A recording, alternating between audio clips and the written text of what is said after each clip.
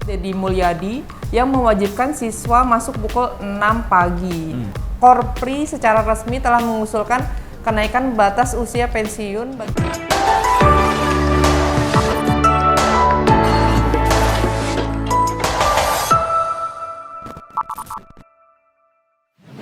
Halo Sobat Negeriku. Sobat Negeriku. Balik lagi di reactionjpn.com. Ada cerita Di balik berita. sama saya Yudi. Yap, betul, sama saya Eci.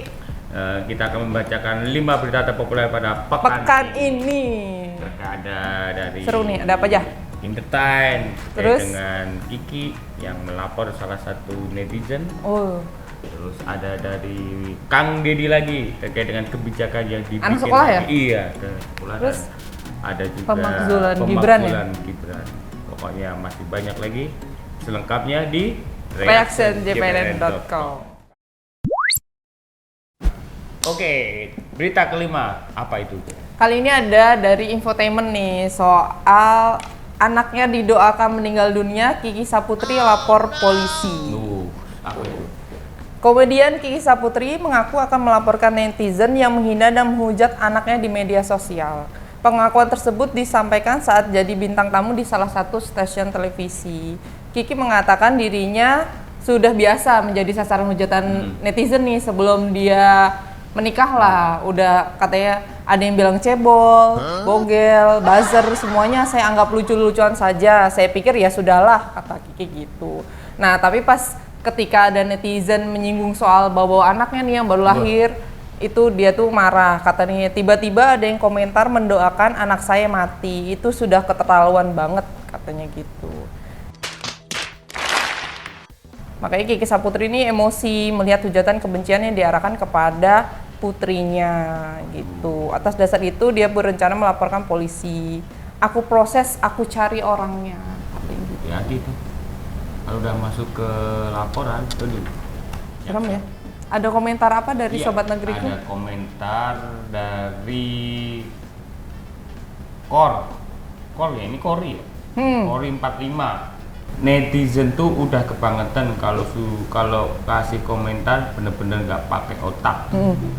Bisa tiga gitu ya ngata-ngatain orang meninggal. Ada juga dari Juwana Raya. Sudah betul langkah Kiki Saputri, netizen harus diberi efek jerak biar gak asal menulis komen seenaknya, bikin malu aja. Kalau udah terkait dengan anak apalagi orang tua itu pasti Ya buat siapapun ya kayaknya jahat banget, masa ada orang yang didoain meninggal, apalagi ini anak kecil belum juga bisa ngomong ABCD, masa iya didoain meninggal, salah apa juga nggak ada salahnya juga sih sama netizen tuh. Sama yang diomongin Kak Kiki tadi juga benar, kalau mau nyerang dia itu mungkin dianggap dia udah biasa kalau ya. Udah lewat dari batas ya kita lihat aja. Aku sih dukung dia laporin netizen biar udah banyak juga kan kejadian artis ngelaporin anaknya. Hanya udah kebangetan aja ya. Betul. Duh, janganlah netizen, please lah dijaga komentarnya yang baik-baik. Kalaupun ada komentar jelek ya udah disimpan di hati aja. Iya betul. Ataupun kanan kiri. Semoga cepet ketemulah pelakunya nanti kalau dilaporkan. Untuk buat Sobat Negeriku, kita berbijak aja dalam bersosial media. Oke, kita lanjut ke berita selanjutnya. Oke, berita keempat. Terpopuler keempat nih. Terpopuler keempat. Terkait apa itu, Ci? Ada soal Deddy Mulyadi kan lagi. Deddy kenapa? Kan kemarin Iya, baru betul. bikin kebijakan yang terkait dengan barak militer yang... Iya. Sekarang soal apa lagi nih yang rame? Apa tuh? Ternyata soal gini judulnya. Tolak kebijakan Deddy Mulyadi, P2G, tidak lazim siswa masuk jam 6 pagi. Wah. Emang apa sih nggak boleh? Aku bacain dulu ya beritanya gini. Perhimpunan Pendidikan dan Guru P2G menolak kebijakan Gubernur Jawa Barat Deddy Mulyadi yang mewajibkan siswa masuk pukul 6 pagi. Namun pembatasan kegiatan bagi siswa mulai pukul 9 malam didukung oleh P2G. Katanya gini, Kepala Bidang Advokasi Guru P2G Imam Zanatul Hairi menyatakan pembatasan jam 9 malam akan membangun ruang belajar mandiri di rumah nilai-nilai keluarga untuk saling berbincang di waktu tersebut. Kebijakan ini juga sebagai wujud implementasi real atas kebijakan Kemendikbuddasmen mengenai 7 kebiasaan anak Indonesia hebat, diantaranya adalah tidur cepat dan gemar belajar. Namun sebaliknya, kebijakan masuk sekolah pukul 6 pagi di Jawa Barat justru kontraduktif dengan tujuan membangun kualitas hidup dan tumbuh kembang anak, kayak gitu. Berbagai riset atau kajian ilmiah menunjukkan bahwa dampak negatif kurang tidur anak adalah akan sulit berkonsentrasi, penurunan daya ingat, gangguan metabolisme tubuh, sarapan bisa terlewatkan, kelelahan, kecemasan, bahkan penurunan prestasi akademik gitu. Nah, dia juga nyorotin nih sama dibandingin sama di luar negeri. Iya, Katanya kalau kebijakan masuk sekolah pukul 6 pagi di Jabar itu di luar kelaziman internasional. Karena di Malaysia, Cina, Amerika Serikat rata-rata masuk sekolah tuh jam 7.30. Sedangkan di India, Inggris, Rusia, Kanada, Korea Selatan masuk pukul 8 pagi. Jadi dia menyoroti kayak gitu. Jadi Nah, juga ada juga kan di NTT itu juga pernah diberlakukan iya, jam betul. pagi. Dulu awalnya jam 5 karena berbagai evaluasi akhirnya dinaikin lagi menjadi mundur lagi jam 6 apa akhirnya balik lagi seperti iya jam 7. Nah, Pak Imam ini juga bukan ini ya, dia juga nyorotin tuh, jadi kalau misalnya anak masuk jam 6 pagi kan orang tuanya tuh harus lebih prepare pagi lagi. Dan dia juga apalagi kalau dalam satu keluarga itu sekolahnya beda-beda. Terus anaknya misalnya banyak lah, lebih dari satu, kan itu lebih effort ya nyiapinnya, harus nyiapin bekalnya, belum ngurus suaminya juga, ya kan, bukan anak doang gitu. Ya coba kita lihat komentar sobat negeriku, banyak yang lebih setuju apa enggak nih? Ada dari sobat negeriku Dian Viana. Apa katanya? Pak Deddy emang boleh seiseng itu bikin kebijakan? Tanda tanya. Bapak mau nggak ngurus masakin sarapan buat anak saya jam 5 pagi, sekalian nganterin anak saya ke sekolah deh Pak. Ada juga dari sobat negeriku Gina 567. Ternyata bener, setelah Pak Jokowi ada lagi tokoh yang namanya Deddy Mulyadi. Memang pencitraan tetapi kerjanya nol besar ya guys. Aduh. Gimana nih komentar sobat? Tapi kebanyakan dari 2 komentar ini kebanyakan nggak setuju sih ya. Iya, lebih lebih ke nggak tapi ini setuju, terutama yang komentar tuh para ini perempuan nih, ibu-ibu nih kayaknya nih komentar. Ini ibu-ibu memang repotnya seperti apa harus bangunin Betul super sekali. pagi lah. Kalau kamu setuju nggak sebagai pria nih? Kalau sebagai pria ya kan tugasnya cuma nganterin anak. Ya mungkin agak effort sedikit, apalagi kalau jaraknya itu harus berseberangan ya? Satu sini, mungkin effortnya lebih tinggi. Tapi apapun kebijakan Pak Deddy yang terkait dengan pembatasan jam 9 malam, terus habis itu barak militer, itu Terus ini jam 6 pagi. Jam 6 pagi, ya semoga bisa diterima semua oleh warga Jawa Barat, apalagi terkait dengan anak-anak yang masih bersekolah. Karena kan kebijakan itu rata-rata ditujukannya ke anak-anak yang bersekolah, yang masih bersekolah. Kalau aku sih no. Kayaknya emang bener bakal repot banget, bukan masih jam 6 pagi. Udah tau anak sekolah ya, utamanya yang mungkin SD itu tuh dibanguninnya aja udah susah banget, gimana mau jam 5 masuk jam 6 pagi setengahnya berangkat. Iya Ya kalau rumahnya deket, kalau jauh banguninnya itu minim jam setengah 5. belum dibujuk macam-macam. Sarapan aja kan banyak di video-video yang ketiduran anak-anak kecil, kasihan deh. Oke deh, saya mah dukung masuk siang aja sekolah. Ya seneng-seneng aja lah, ya bener dah. Kalau nggak jam 7 ya jam 8 gitu. Iya betul. Lama paling siang setengah 8 lah ya. Oke. Yuk kita lanjut ke berita terpopuler ketiga. Oke, kita sudah masuk di berita terpopuler ketiga. Ada apa nih Mas Yudi? Ada terkait dengan pemakzulan. Ditanya gini, usulkan pemakzulan Gibran bin Jokowi Purnawirawan TNI kirim surat resmi ke MPR dan DPR. Forum Purnawirawan Prajurit TNI mengirimkan surat bernomor 003/FPP TNI angka Romawi 5/2025 tertanggal 26 Mei 2025 perihal usulan pemakzulan Wakil Presiden Gibran Rakabuming Raka ke MPR dan DPR. Dengan ini kami mengusulkan kepada MPR RI dan DPR RI untuk segera memproses pemakzulan terhadap Wakil Presiden berdasarkan ketentuan hukum yang berlaku.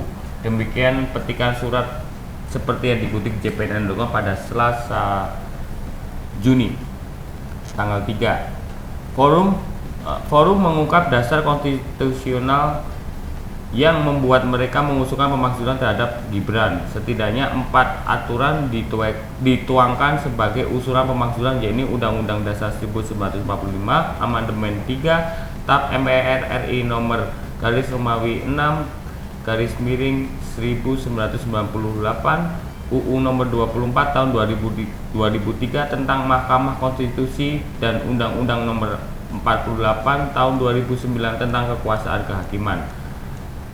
Forum TN ini juga mengungkap argumen hukum mengusulkan Gibran dimaksudkan dari kursi Wapres RI. Mereka menilai Gibran memperoleh tiket pencalonan melalui perubahan batas usia Capres dan Cawapres dalam putusan MK nomor 90/PUU strip angka Romawi 21/2023. Forum menilai proses tersebut dinilai telah melanggar Undang-Undang UU nomor 48 tahun 2009 tentang kekuasaan kehakiman. Mereka menilai putusan nomor 90 tidak sah atau cacat hukum karena Ketua MK yang memutuskan perkara yaitu Anwar Usman berstatus paman Gibran Raka Buming Raka. Terus ada lagi banyak poin-poinnya yang mereka nggak setuju, salah satunya tadi ada juga fotonya juga menyatakan alasan kepatutan untuk mengusulkan pembahasan Gibran. Mereka menilai putra Presiden ke-7 RI Joko Widodo atau Jokowi itu belum punya kapasitas dan pengalaman dalam memimpin Indonesia. Dari forum juga menganggap pendidikan dan ijazah Gibran tidak jelas sehingga tidak layak memimpin Indonesia. Itu sih. Jadi terkait dengan pemakzulan yang dikirim panjang ya. Iya, panjang. Yang dulu banyak desas-desus waktu itu, ada beberapa purnawirawan, dan akhirnya mereka sekarang ke DPR mengirim surat. Oke, kita lanjut dulu, tenang. Kita baca komentar dari Sobat Negeriku dulu nih. Iya, betul. Mengulas. Let's go. Ada dari Jiwa Korsa 45 katanya gitu. Wapres yang belum terlihat di mana hasil kerja dan kegunaannya. Siapa nih anak muda yang kemarin milih dia? Kalau udah lihat hasil kerja, kalian udah lihat hasil kerjanya kah? Terus ada lagi yang kedua dari Hasan Opik. Saya mendukung penuh kalau ada yang menggugat ini. Please kasih jabatan ke orang yang bisa kerja. Dia cuma gitu-gitu aja kerjanya. Tada. Gimana ini? Silakan tadi kan. Aduh, kalau komen. Padahal sebelumnya ini juga sempat rame ya, yang pas dia juga masih mengajukan bukan dia, maksudnya batas yang di MK waktu itu sudah sempat ramai juga, tapi akhirnya ketok palu dan sekarang usianya ada terkait dengan pemakzulan dan bisa. sebagainya. Aduh, apapun itu. Ini kenapa nggak waktu itu aja sih, nanti udah jadi kalau diiniin kan. Ya, apapun itu lagi. Ya kita tunggu aja nanti balasan dari surat resmi ini yang dikirim ke MPR dan DPR, gimana tanggapan mereka meskipun udah jadi wapres kan resmi. Terkait dengan kinerja, ya boleh kok dikritik, diinin juga saran ya kan ya. Oke. Kita lanjut ke berita populer ke 2. Oke, kita udah ke berita terpopuler kedua nih. Ada soal apa Mas Yudi? Coba Ini tolong kabar bacakan. Jadi terkait Buat aku? Iya. Kayaknya bukan. Lanjut. Ini ada berita yang gini. 17,3 juta pekerja gaji di bawah 3,5 juta akan terima bantuan tunai sebesar 600.000. Pemerintah bakal memberikan bantuan subsidi atau BSU bagi jutaan pekerja bergaji rendah. Hal itu sebagai bagian dari paket stimulus ekonomi yang digagas Presiden RI Prabowo Subianto. Bantuan tersebut menyasar ke pekerja yang memiliki penghasilan di bawah 3,5 juta per bulan. Kebijakan itu diumumkan Menteri Keuangan Sri Mulyani Indrawati dalam konferensi usai rapat terbatas bersama Presiden di Istana Negara pada Senin 2 Juni. Menurut dia, bantuan diberikan untuk memperkuat daya beli masyarakat di tengah ancaman pelemahan ekonomi global tahun ini. Pemberian bantuan subsidi upah atau BSU kepada 17,3 juta pekerja yang memiliki gaji di bawah 3,5 juta atau di bawah upah minimum provinsi, kabupaten, dan kota, ucap Sri Mulyani. Jadi gitu, jadi nanti akan ada BSU buat pekerja yang gajinya itu di bawah 3,5. Gimana menurut Kamu masuk ke enggak ya? Kan kita bukan kalau ASN ya. sesuatu yang berbau dengan subsidi gitu ada sih masuk. Oh, berharapnya masuk. Tapi enggak ya, mohon maaf ini dicatat ASN guys. Bukan Apa? kita. Komen dari Oh ya, Sobat kita Negeriku. bacain dulu komentar Sebelum dari kita Sobat Negeriku. mengulik. Ada Asandra Ziapri, udah bener diskon listrik, malah ganti kebijakan. Mereka lupa uang 600 itu hanya dinikmati segelintir orang, sementara listrik bisa dirasakan masyarakat seluruhnya. Terus ada dari Edo Rudianto, capek banget punya pemerintah bikin kebijakan bisa ganti-ganti. Kayak gitu. Kalian tuh pernah dengar pendapat rakyat nggak sih? Gitu. Jadi mereka itu mintanya tuh lebih ke yang ini aja ya, lebih untuk Yang bisa dirasain semuanya, jadi nggak khusus misalnya buat ini kan buat ASN nih, maksudnya kalau misalnya kayak kemarin ada kebijakan diskon listrik kan semuanya bisa ngerasain, biasanya juga meratakan. kemarin yang ada diskon selama 3 bulan ya. Iya, betul. 3 bulan itu juga efeknya tuh luar biasa sekali yang biasanya Nah kalau untuk beli buat seminggu atau berapa itu bisa Ngaruh efeknya banget tuh, ya? Iya, bisa jangkanya agak panjang gitu lah. tapi kan nggak jadi diskon listriknya. Iya, karena kan kemarin cuma 3 bulan doang ya. Nah, saya juga Dibatalin, nunggu nih guys. apakah Nggak ada jadi. part selanjutnya untuk Ya, terkait dengan tarif diskon listrik atau apa ini. Ya harapannya semoga kalaupun pemerintah ngasih diskon-diskon tuh bisa mengenai seluruh masyarakat Indonesia dari Sabang Contohnya. sampai Merauke. Kayak diskon listrik yang waktu itu, yang awal Januari ya? Iya, itu tuh 3 bulan itu ya. Iya, itu berarti banget itu yang udah awalnya buat semuanya. Itu kalau banyak saya- banget ibu-ibu iya, apalagi tuh seneng banget. Seneng yang awalnya saya cuma Diskon listrik 50%. maksimal bisa seminggu atau berapa, kemarin agak panjang dengan saya membeli yang biasanya berapa. Curhat, guys. Iya, terima kasih kemarin itu. Sebenarnya itu bermanfaat banget terkait dengan tarif diskon listrik gitu ya. 50% ya? Iya. Ya harganya sama tapi KWH-nya KWH-nya lebih itu kan biasanya agak- besar gitu dapatnya. Oke guys, Oke, guys. kita lanjut ke berita terpopuler pertama. Oke, sekarang kita pada puncak di Berita berita terpopuler pertama di JPNN. Yang paling banyak dibaca oleh Iya. sobat-sobat Apa itu? negeriku. Terkait Seperti dengan biasa, soal honorer. Honorer. Teng-teng-teng. Judulnya gini, perpanjangan batas usia pensiun ASN tidak berpihak pada honorer dan calon P3K.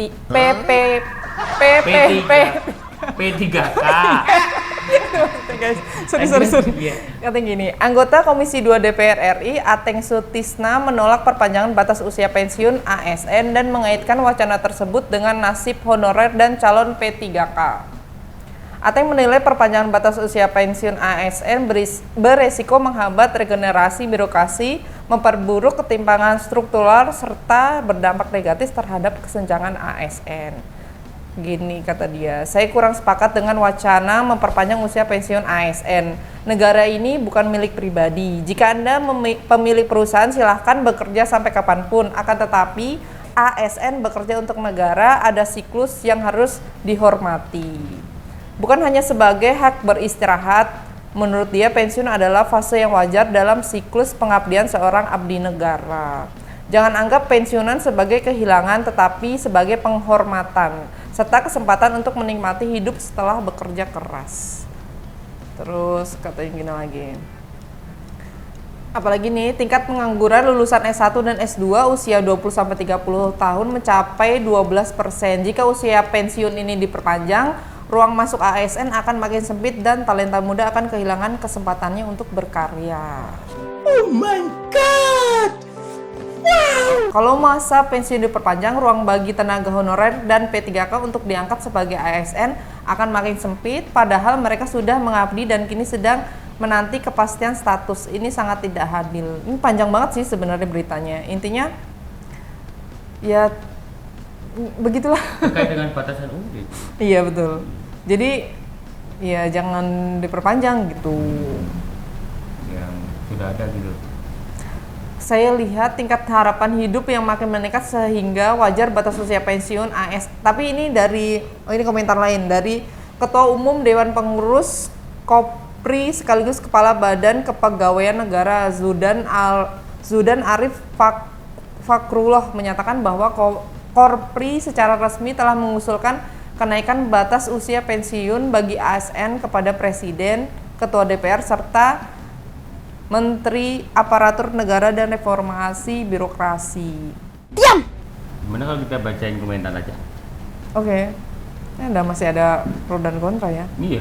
Pasti Coba ini. kita baca Dari dulu. Sobat Negeriku Chandra Kiki, silahkan lah buat aturan. Kalian benar-benar tahulah cara menyakiti hati masyarakat. Terserah pemerintah lah, menjadi rakuslah sampai puas sebelum diambil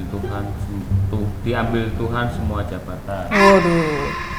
Dari Sobat Negeriku dari Sadudu 89. Padahal di institusi yang paling rajin kerja justru P3K dan honorer. Coba lihat PNS, banyak yang malas, korup dan boros. Pelihara aja terus. Komentarnya agak ini ya. Agak terlalu menyudutkan terkait dengan kebijakan yang diambil.